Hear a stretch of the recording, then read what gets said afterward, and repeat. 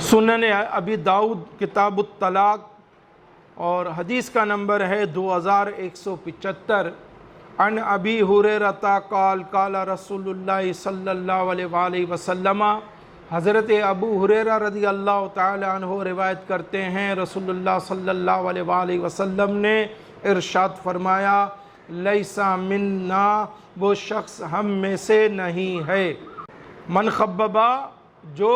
اکسائے، امراتن علی زوجہا، کسی عورت کو اس کے شوہر کے خلاف، جو کسی عورت کو اس کے شوہر کے خلاف اکسائے وہ ہم میں سے نہیں ہے۔ یہ اس کے لیے تنبیہ ہے کہ وہ ہماری جماعت میں نہیں ہے، وہ ہماری جماعت سے باہر ہے، ہم سے اس کا تعلق واسطہ کٹا ہوا ہے۔ اگر وہ آنا چاہتا ہے ہماری جماعت میں تو اس کام کو چھوڑ دے، وہ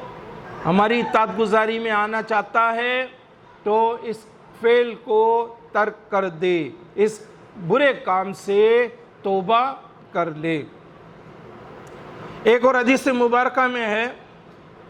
مرات المناجی باب عشرت النساء، اور حدیث کا نمبر ہے 3122۔ حضرت ابو ہریرہ رضی اللہ تعالی عنہ ہی اس کے راوی ہیں۔ آپ روایت کرتے ہیں رسول پاک صلی اللہ علیہ وآلہ وسلم نے ارشاد فرمایا، ومن افسدا، جو بگاڑے، امراتن علی زوجہا، کسی عورت کو اس کے شوہر کے حوالے سے، فلیسا منا، وہ ہم میں سے نہیں ہے۔ پہلی حدیث مبارکہ میں خببا یعنی اکسائے کے الفاظ آئے، اور یہ دوسری حدیث مبارکہ میں افسدہ یعنی بگاڑے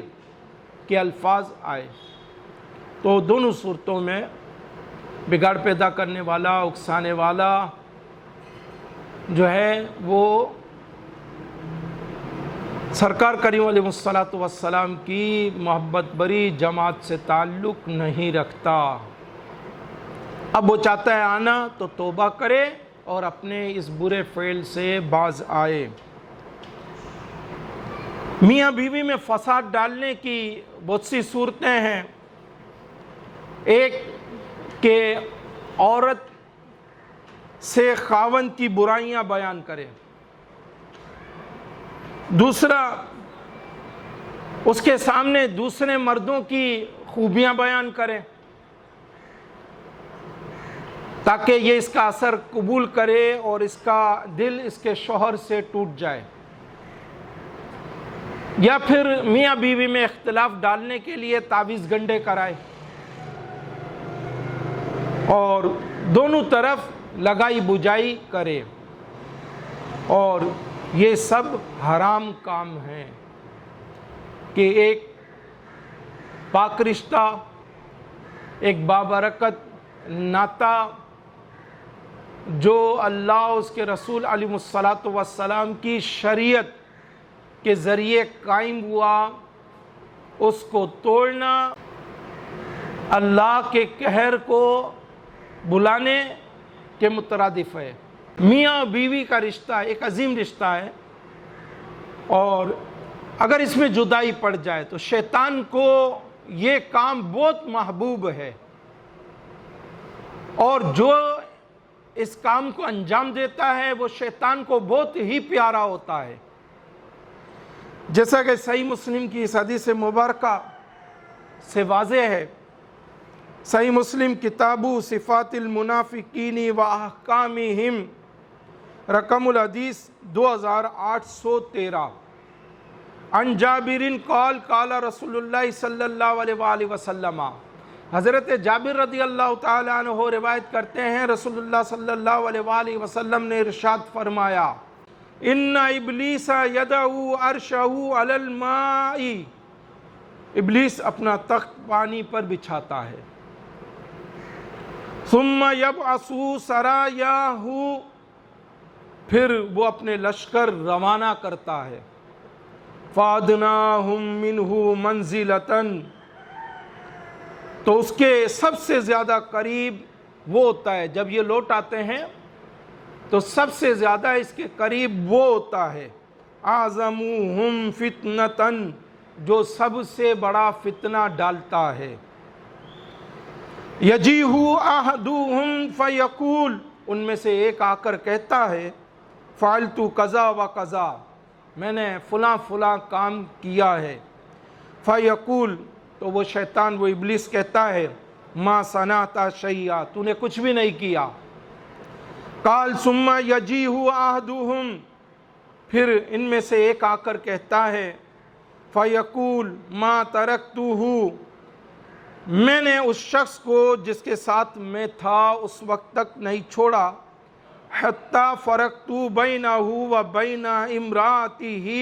یہاں تک کہ اس کے اور اس کی بیوی کے درمیان جدائی ڈال دی، اس کے اور اس کی بیوی کے درمیان تفریق کرا دی۔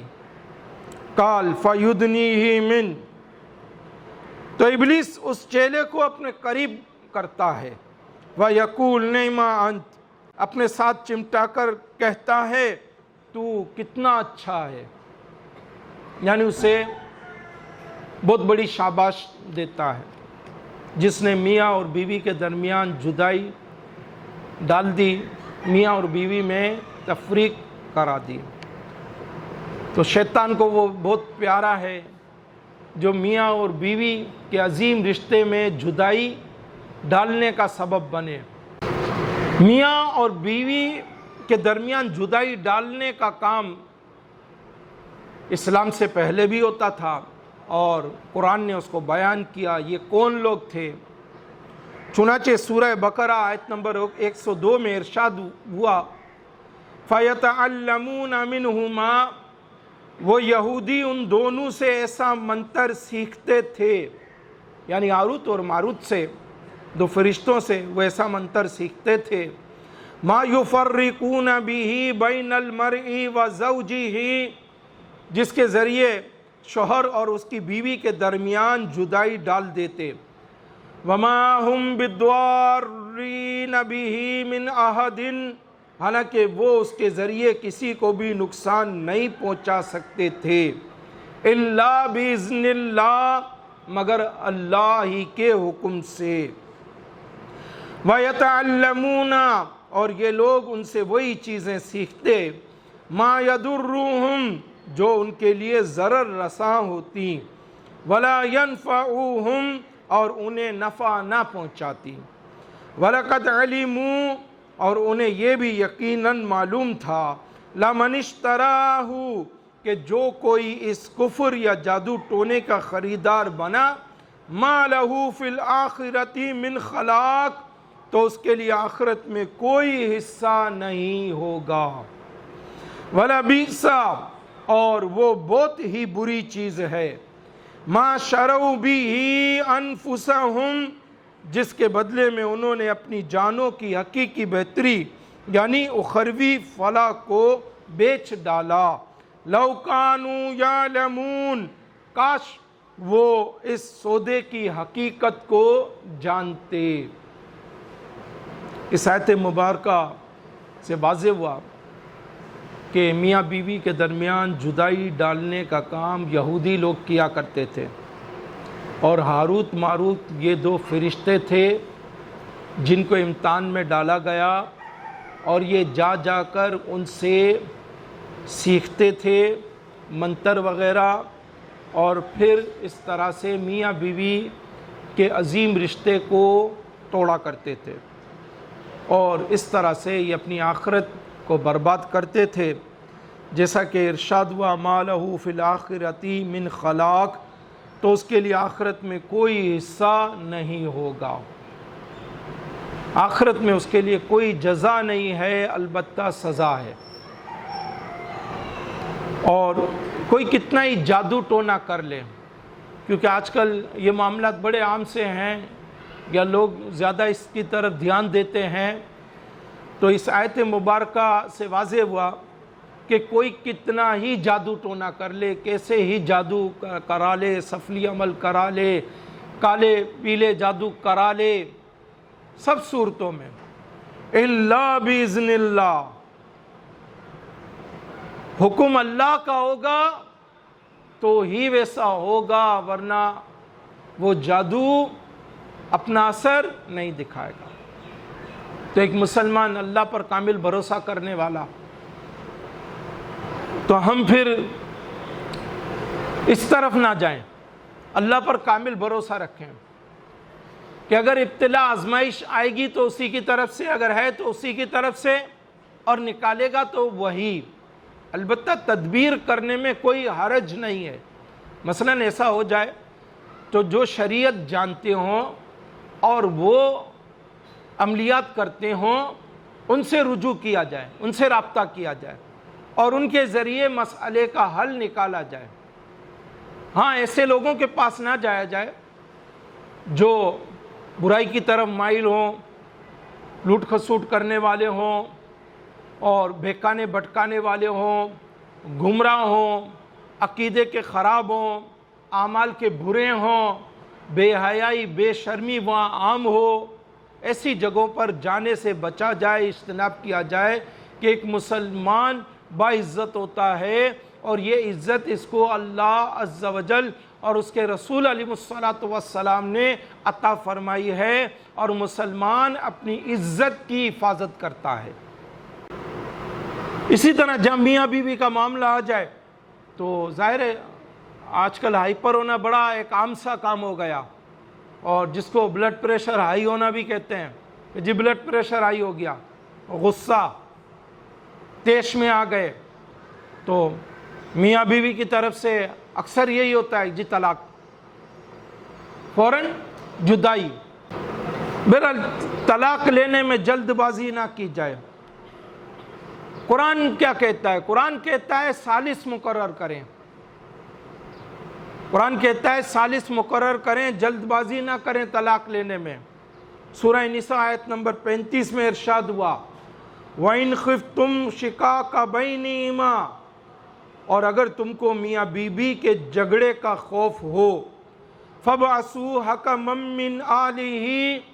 تو ایک پنچ مرد والوں کی طرف سے بھیجو، وَحَكَمًا مِّنْ أَهْلِهَا، اور ایک پنچ عورت والوں کی طرف سے بھیجو، إِن يُرِيدَ إِصْلَاحًا، یہ دونوں اگر صلح کرنا چاہیں گے، يُوَفِّقِ اللَّهُ بَيْنَهُمَا، تو اللہ ان میں میل یعنی موافقت پیدا کر دے گا۔ ان اللہ کان علیما خبیرا، بے شک اللہ بہت جاننے والا، بہت خبردار ہے۔ اس آیت مبارکہ میں واضح کر دیا گیا، جب ایسی نوبت آ جائے میاں بیوی کے درمیان کہ وہ جھگڑا ختم ہونے کا نام ہی نہ لیتا ہو، تو پھر یہ صورت بنائی جائے کہ دونوں طرف سے ایک ایک ثالث مقرر کیا جائے، اور وہ ثالث ایک شوہر کی طرف سے، ایک بیوی کی طرف سے ثالث، اور وہ جو ہے ان دونوں میں تسویہ کرا دیں، ورنہ ان دونوں کے خاندانوں کی طرف سے ایک ایک ثالث مقرر کیا جائے، اور وہ ان دونوں کو طلاق کی طرف نہ جانے دیں، اور ان دونوں کو ملا دیں، اور ان دونوں کی شکایات کا ازالہ کریں۔ اور اگر معاملہ عدالت میں چلا گیا ہے تو عدالت کو بھی چاہیے کہ وہ جلد بازی سے کام نہ لے اور تفریق نہ کرے، بلکہ مصالحت کی کوشش کرے، دونوں میں تسویہ کرانے کی کوشش کرے، اور اگر ان حکموں نے خلوص نیت سے اصلاح کی تو توفیق الہی ضرور ان کے شامل ہوگی۔ یہ اس آیت میں واضح کر دیا گیا۔ بعض مفسرین کے نزدیک ان یرید اصلاحا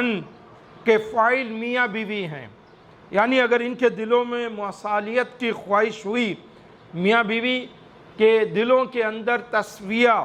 کی خواہش ہوئی، تو اللہ تعالیٰ ضرور کوئی نہ کوئی صورت پیدا فرما دے گا۔ جدائی، افتراق، اس سے ہر صورت صلح بہتر ہے، تسویہ بہتر ہے۔ سورہ نساء آیت نمبر 128 میں ارشاد ہوا، وَإِنِ امْرَأَةٌ خَافَتْ مِن بَعْلِهَا نُشُوزًا اور اگر کوئی عورت اپنے شوہر کی زیادتی کا اندیشہ کرے، او ایرادن یا بے رغبتی کا اندیشہ کرے، فلا جناح علیہما تو ان پر گناہ نہیں ہے، ان یصلحا بینہما صلحا کہ آپس میں صلح کر لیں، والصلح خیر اور صلح خوب ہے، وَأُحْضِرَتِ الْأَنفُسُ الشُّحَّ اور دل لالچ کے پھندے میں ہیں، وَإِن تُحْسِنُوا وَتَتَّقُوا اور اگر تم نیکی اور پرہیزگاری کرو، فَإِنَّ اللَّهَ كَانَ بِمَا تَعْمَلُونَ خَبِيرًا تو اللہ کو تمہارے کاموں کی خبر ہے۔ بعض صورتیں یہ بھی ہوتی ہیں کہ عورت جو ہے کسی مرض میں مبتلا ہے، کبھی اس کی شکل و صورت شوہر کے لیے ناپسندیدہ ہو جاتی ہے، کبھی عورت کا مزاج تند و تیز ہوتا ہے جو شوہر کے لیے قابل برداشت نہیں ہوتا۔ ان تمام موقعوں کے لیے یہ تعلیم بیان کر دی گئی کہ سب صورتوں میں کوشش یہی کی جائے کہ طلاق نہ ہو اور صلح کر لی جائے۔ اس میں عورت چاہے تو اپنا حق مہر ادا کر لے، معاف کر دے، کم کر دے، اس طرح سے اپنے شوہر سے مصالحت کر لے، تسویہ کر لے اور اپنا گھر آباد کر لے۔ شوہر کیا کرے کہ جس سے معاملات سنورے رہیں؟ شوہر بیوی کو گالی نہ دے، گالم گلوچ سے باز رہے، کبھی اپنی وائف پر ہاتھ نہ اٹھائے، اس کے ماں اور باپ کے تانے نہ دے، اس کے بہن بھائیوں کے تانے نہ دے، بات بات پر شوہر چڑچڑاپن کا اظہار نہ کرے، سخت جملے نہ کسے، بیوی کے خلاف مزاج کام پر صبر کرے، جھڑکے نہیں، ٹوکے نہیں۔ اسی طرح اپنی وائف کو نوکرانی نہ سمجھے، بلکہ اپنی زوجہ کو وہ اپنا بہترین دوست اور رفیق سفر جانے، بیوی کو دینی احکام و مسائل کی تعلیم دے اور آداب سکھائے۔ اسی طرح اپنی جائز کوششوں سے بیوی کے لیے بہترین نان و نفقہ کا انتظام کرے، حسب موقع اسے اس کے ماں باپ، بہن بھائیوں اور محرم رشتہ داروں سے ملاقات کرنے دے۔ بیوی کیا کرے؟ بیوی کو چاہیے ہر جائز اور حلال کام میں اپنے شوہر کا ساتھ دے، شوہر کا حد الامکان ادب بجا لائے، خدمت کرے، اس کی دل جوئی کو اپنی عادت بنائے، شوہر کا مال اس کی اجازت سے خرچ کرے، شوہر کے ماں باپ بہن بھائیوں کے ساتھ حسن سلوک کرے، اس کے عزیز و اقارب کے ساتھ حسن سلوک کرے۔ بیوی ہمیشہ اپنے شوہر کے مال کی، متاع کی،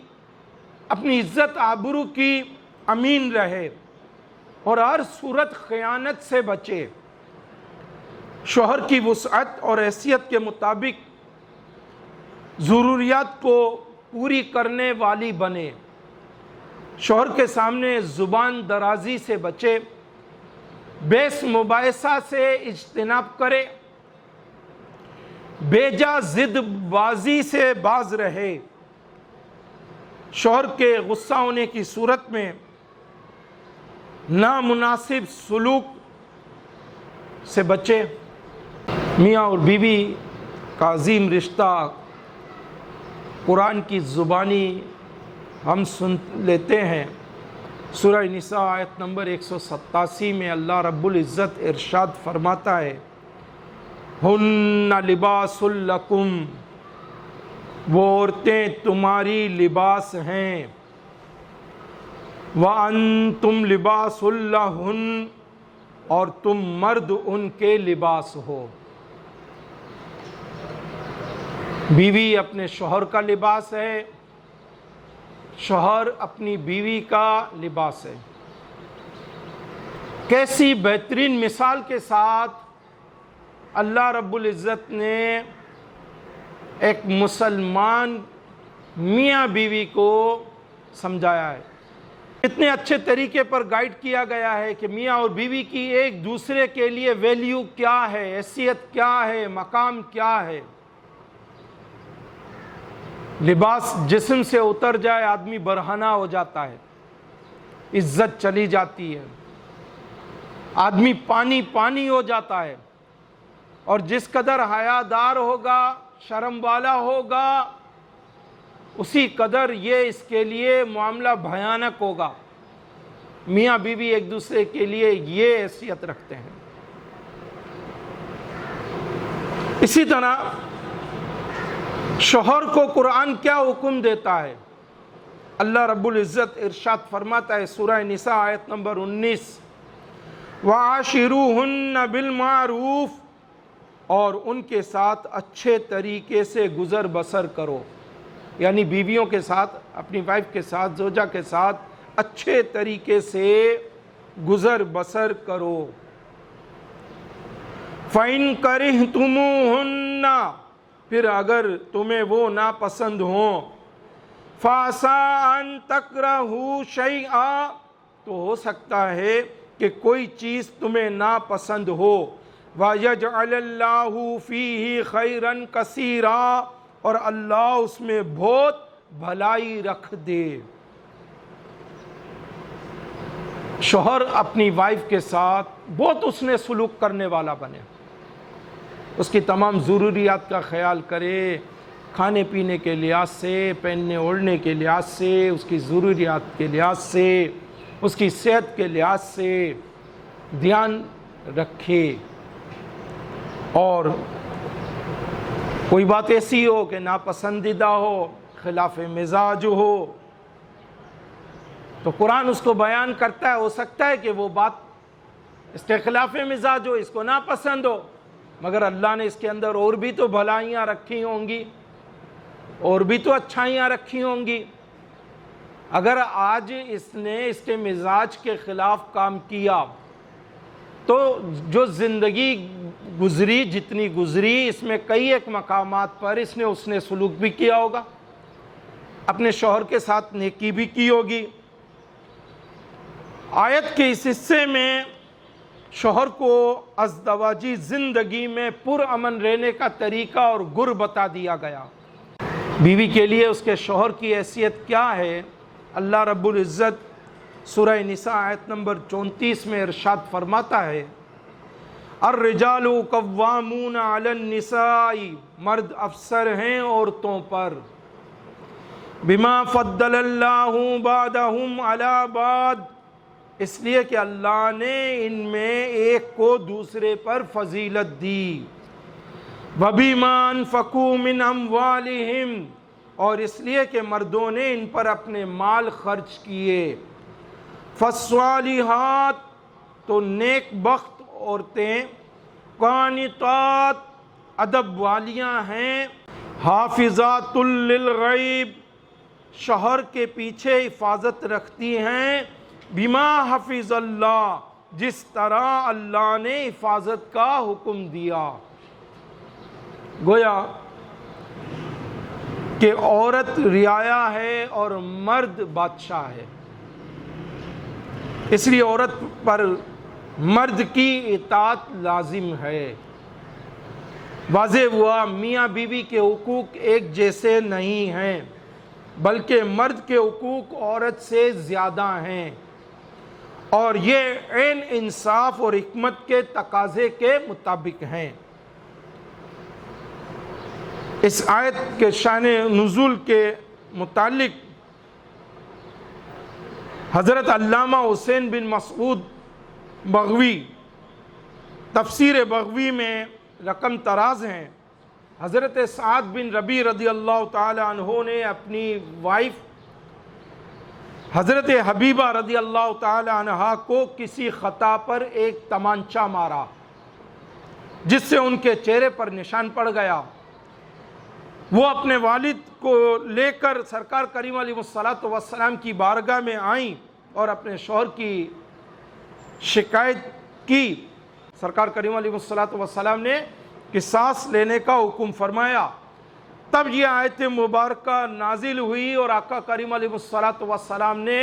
قصاص لینے سے منع فرما دیا، یعنی جو ان کے شوہر نے ان کو تمانچہ مارا، تھپڑ مارا، اب اس کا بدلہ نہیں ہوگا کہ اللہ نے عورتوں پر مردوں کو افسر بنایا ہے، لیکن یہ بھی یاد رہے کہ عورت کو ایسا مارنا ناجائز ہے۔ قرآن نے شوہر کی حرمت، اس کی عزت، اس کی تکریم، اس کا مقام بیان فرما دیا کہ وہ افسر ہے۔ خیال ہے کہ مجموعی طور پر جن سے مرد جن سے عورت سے افضل ہے، جن سے مرد جو ہے مجموعی طور پر جن سے عورت سے افضل ہے، ہر مرد ہر عورت سے افضل نہیں ہے۔ جیسے صحابیات وہ بھی خواتین تھیں، مگر دنیا بھر کے سارے مرد جمع ہو جائیں تو ان کا مقابلہ نہیں ہو سکتا۔ میاں اور بیوی کے لحاظ سے میاں بیوی زوجین سوچیں، اور کہاں کس جگہ سکم ہے، خامی ہے، کمی ہے، خرابی ہے، وہ اپنے آپ کو تبدیل کرے، اپنی حالت کو بدلے، اپنی اصلاح کرے۔ سنن ابن ماجہ کتاب النکاح حدیث کا نمبر ہے 1857۔ حضرت ابو امامہ رضی اللہ تعالی عنہ سے روایت نبی کریم علیہ الصلوۃ والسلام فرمایا کرتے، مستفاد المؤمن بعد تقوی اللہ، مومن کو اللہ کے تقوی کے بعد خیرن لہ من زوجۃ صالحۃ، نیک بیوی سے بہتر کوئی چیز نہیں مل سکتی۔ ان امرہا اطاعتہ، ایسی بیوی کہ جب وہ اسے کوئی حکم دے تو وہ اس کی تعمیل کرے۔ وَإِن نَظَرَ إِلَيْهَا سَرَّتْهُ، جب اس کی طرف نظر اٹھا کر دیکھے تو اسے خوش کر دے۔ وَإِنْ أَقْسَمَ عَلَيْهَا أَبَرَّتْهُ، اور اگر اسے کوئی قسم دے تو وہ قسم پوری کر دے۔ وَإِنْ غَابَ عَنْهَا، اگر وہ اس کی نظروں سے اوجھل ہو، یعنی سفر وغیرہ پر چلا جائے، نَصَحَتْهُ فِي نَفْسِهَا وَمَالِهِ، تو اپنی ذات کے بارے میں اور اس کے مال کے بارے میں اس سے مخلص رہے، یعنی خیانت نہ کرے۔ یہ نیک بیوی کی صفات ہے کہ وہ اطاعت گزار ہو ہر جائز کام میں، ناجائز میں نہیں، حرام میں نہیں، جائز حلال میں۔ اور جب شوہر اس کی طرف نظر اٹھائے تو وہ بیوی اپنے شوہر کو خوش کر دے۔ یہ باتوں سے بھی ہو سکتا ہے، اپنے حسن سلوک سے بھی ہو سکتا ہے، اور اگر شوہر بیوی کو قسم دے تو اس قسم کو پورا کرے۔ اسی طرح اگر شوہر سفر پر چلا جائے یا گھر سے باہر ہو تو یہ اپنی عزت کی حفاظت کرنے والی اور ساتھ ساتھ اپنے شوہر کے مال کی حفاظت کرنے والی ہو۔ یہ نیک بیوی کی صفات ہیں۔ نکاح کیسی عورت سے کیا جائے؟ سنن ابن ماجہ کتاب النکاح اور حدیث کا نمبر ہے 1858۔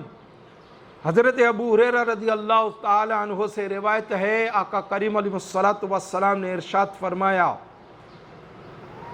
تنکح النساء لاربع،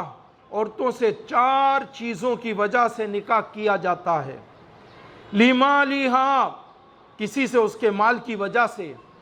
ولحسبہا، کسی سے اس کے حسب و نسب کی وجہ سے، ولجمالہا، اور کسی سے اس کی خوبصورتی کی وجہ سے، ولدینہا، اور کسی سے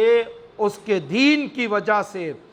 فاظفر بذات الدین، تو دیندار عورت کے اصول میں کامیاب ہو جا، تربت یداک، تیرا بھلا ہوگا۔